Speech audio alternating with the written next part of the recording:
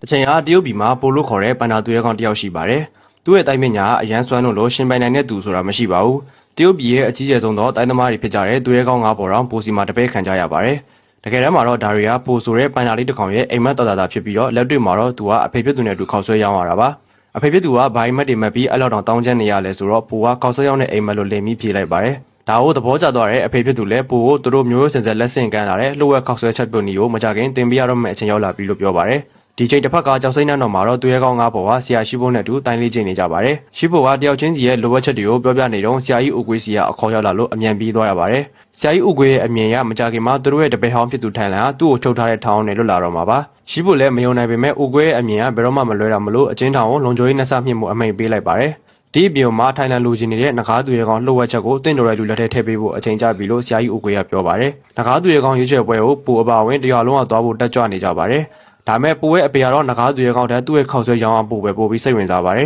။ဒါကြောင့်ပိုလဲခောက်ဆွဲလဲကြီးထမ်းပြီးတော့ကြောက်စိမ့်နှံတော်ကိုတက်ရပါတယ်။အချိန်တော်ကြာစူးစမ်းပြီးတက်ရပေမဲ့လှဲချောင်းခီးမတွင်ဖြစ်နေလို့နောက်ဆုံးမှာတော့လှဲကိုထားခဲ့လိုက်ပါတယ်။အဲ့လိုမျိုးစူးစမ်းပြီးတက်လာကမှပဲတကားပိတ်ချိန်နဲ့ကွက်တီရောက်လာနိုင်ပါတယ်။ဒီချိန်မှာပဲသူရဲကောင်း၅ဘောကနဂါးသူရဲကောင်းရွေးချယ်ဖို့အတွက်ပြင်ဆင်နေကြပါပြီ။ဘိုးကလည်းအပြင်ကနေပွဲကိုကြည့်ရဖို့အရင်နီလန်ပေါင်းစုံနဲ့စူးစမ်းနေပါတယ်။ပိုတယောက်နောက်ဆုံးအနေနဲ့မီးပန်းတက်ခုံနဲ့ဝင်မှုစူးစမ်းနေတဲ့အချိန်မှာပဲဆရာကြီးဦးကွေကနဂါးသူရဲကောင်းအနားမှာရောက်နေတာကိုခန်းစားမိပြီလို့ပြောပါတယ်။ဒါကြောင့်သူရဲကောင်း၅ဘောကတန်းစီနေတော့ဘိုးကကောင်းငယ်ကနေပန်နာကျလာပါတယ်။ပိုမျက်လုံးပွင့်လိုက်တဲ့အချိန်မှာတော့ဆရာကြီးဦးကွေကသူ့ကိုလက်ညှိုးထိုးထားတာတွေ့လိုက်ရပါတယ်။ဒါကြောင့်ဘိုးကအလိုလိုနဂါးသူရဲကောင်းဖြစ်သွားပါတယ်။ဒါကြောင့်ဆရာရှိဖို့ကမတော်တဆဖြစ်သွားတာမလို့ပြန်ရွေးခိုင်းပေမဲ့ဆရာကြီးဦးကွေကတော့လောကကြီးမှာမတော်တဆဆိုတာမရှိကြောင်းပဲပြန်ပြောပါတယ်။တစ်ဖက်မှာလည်းရှိဖို့လွတ်လိုက်တဲ့ဘဲကအချင်းတောင်လုံခြုံရေးမြင့်မှုပြောလို့ထောင်မှုကဝင်ပေါက်တစ်ပေါက်ထွက်ပေါက်တစ်ပေါက်နဲ့ထောင်သောတစ်ထောင်ရှိရဲ့ထောင်ကနေထောင်သားတယောက်ကလွတ်အောင်ထပ်ဖို့ဆိုတာမဖြစ်နိုင်ကြောင်းသိချအောင်လိုက်ပြပါတယ်။တစ်ဖက်မှာတော့ကွန်ဖူးပညာသာမတ်တက်တာကွန်ဖူးချောင်းဆိုကာကြီးကနေအာတီမတိတာမရှိတဲ့ပိုကတော့ကြောက်စိမ့်နှံတော်ကြီးမှာကွန်ဖူးပစ္စည်းနဲ့စော့နေပါတယ်။ဒါကိုကြည့်မရတဲ့ရှိဖို့ကပိုကိုဝူရှိလက်ချောင်းတိုင်းနဲ့ချင်းချောက်လိုက်ပါတယ်။ပြီးရတဲ့သွေးကောင်း၅ပေါ်နဲ့အတူ၄ချိန်ဆင်းခိုင်းပါတယ်။ပိုတယောက်ကတော့အခြေခံ၄ချိန်ရဲ့အယုတ်လေးနဲ့တောင်ကြွိုက်တက်နေပါတယ်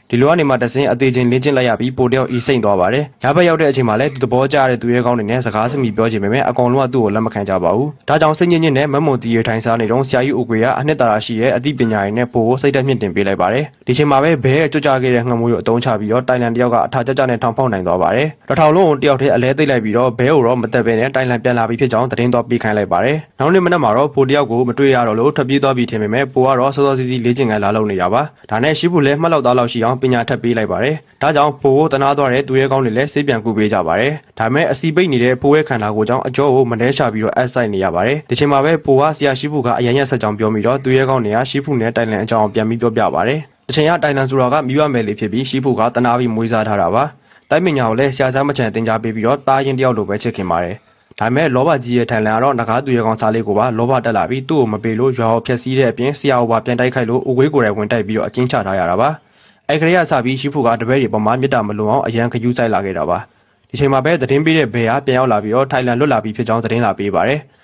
ဒါနဲ့ရှိဖို့လဲဦးကွေးနဲ့တိုင်ပေမဲ့ဦးကွေးကနဂါးသူရဲကောင်းအောင်ယုံကြည်ဖို့နဲ့သူ့ရဲ့လက်ဆွဲတော်တောကောက်ကိုပေးပြီးတော့ဝင်းကြီးလောကကိုအထာကြကြထွက်သွားပါတယ်။ဒီချိန်မှာပိုကတော့သူရဲကောင်း၅ဘောကိုခောက်ဆွဲချက်ကျွေးနေတာပါ။အဲ့ချိန်မှာပဲရှိဖို့ရောက်လာပြီးတိုင်လန်လွတ်လာပြီးဖြစ်ကြောင်းနဲ့ဆရာကြီးဦးကွေးလည်းမရှိတော့ကြောင်းပြောပြပါတယ်။အဲ့တော့မှပဲကုန်းနေတောင်ကောချတောင်မစင်းတဲ့ပိုလဲအိမ်ုံတချိုးတဲ့တန်းပြေးပါတော့တယ်။ဒါမဲ့အရင်ကနဲ့မတူပဲဒီတစ်ခေါက်မှာတော့ရှိဖို့ကပိုကိုမရရအောင်ပြန်လိုက်ခေါ်ပါတယ်။အဲ့ချိန်မှာပဲကြားမှာတော့ထိုင်လန်နဲ့ရင်ဆိုင်မှုတဲ့သူတယောက်တည်းထွက်သွားပါတယ်။ဒါကိုစိတ်မချတဲ့တငယ်ချင်းတွေကလည်းအနောက်ကနေလိုက်သွားကြပါတယ်။နောက်နေ့မနက်မှာတော့ရှိဖို့တယောက်ကဗိုက်စာလို့တောင်းကျနေတဲ့ဖိုးကိုမြင်ပြီးတော့မြောက်ဖွက်ထားတဲ့အမြင့်အမုတ်ကိုနေရာဖော်ပေးလိုက်ပါတယ်။တခဏချင်းအဲ့နေရာကိုရောက်သွားတဲ့ပိုကိုမြင်တော့ရှိဖို့လည်းမျောလင်းချက်ရှိသွားပြီးပိုကိုတိုက်တင်ပေးဖို့ဆုံးဖြတ်လိုက်ပါတယ်။ဒီလိုနဲ့ဆရာကြီးဦးကွေတိုင်းလေးချင်းခဲ့တဲ့နေရာကိုခေါ်သွားပြီးတိုင်းပညာသင်ကြားပေးပါတယ်။ပိုကတခြားလူတွေနဲ့မတူပဲအစားနဲ့မျှပြီးတော့လေ့ကျင့်ပေးပါတယ်။ဒီလိုကနေနောက်ဆုံးမှာတော့ပိုကရှိဖို့နဲ့အစာကိုတိုင်းပညာဆန်ဆန်လူစားနိုင်တဲ့အထိကျွမ်းသွားပါပြီ။ဒီချိန်တစ်ဖက်မှာတော့သူရဲကောင်း၅ဘောကတိုင်လန်နဲ့ရင်ဆိုင်နေရပါတယ်။9ယောက်သားပူပေါင်းတိုက်ခွက်နဲ့တိုင်လန်ကိုအလွယ်လေးတိုက်ချလိုက်ပြီးတော့တောင်အောက်ကိုပစ်ချလိုက်ပါတယ်။ဒါပေမဲ့တိုင်လန်ကလွယ်လွယ်နဲ့မတည်ပဲသူတို့အနောက်ကိုပြန်ရောက်လာပြီးတော့အကုန်လုံးအကြောပိတ်လိုက်ပြီးပြန်လွှတ်လိုက်ပါတယ်။ဒါကိုတိုင်းတင်ရကနေပြန်လာတဲ့ပိုကမြင်တော့အတော်လေးချွတ်ချဲနေပါပြီ။ဒါကြောင့်မဲနဂါးသူရဲကောင်းစာလေးကိုဖတ်ဖို့တဲ့အမြန်လုပ်ကြရပါတယ်။ထူးဆန်းစွာနဲ့ပဲစာလေးထဲမှာတော့ဘာမှရှိမနေပါဘူး။ဒါကြောင့်မဲနဂါးသူရဲကောင်းစာလေးဆိုတာဂျင်းကြီးမှန်းသိလိုက်ကြပါတယ်။ဒါကြောင့်ရှိဖို့လဲမြို့သားတွေကိုထိုင်လန်မလာခင်ညာတွင်ချင်းပြောင်းရွှေ့ခိုင်းပြီးတော့ထိုင်လန်ကိုသူတယောက်တည်းရင်ဆိုင်ဖို့အတွက်နေခဲ့ပါတယ်။ဒီချိန်မှာဖိုးကသူ့အဖေနဲ့မြို့သစ်မှာခောက်ဆွဲဆိုင်ဖွင့်ဖို့ပြောရင်းနဲ့သူ့အဖေကခောက်ဆွဲရဲ့လှုပ်ဝက်ချက်ဆိုတော့ပြောပြပါတယ်။အဲ့ဒီလှုပ်ဝက်ချက်ဆိုတာကတော့ဘာလှုပ်ဝက်ချက်မှမရှိတာပါပဲ။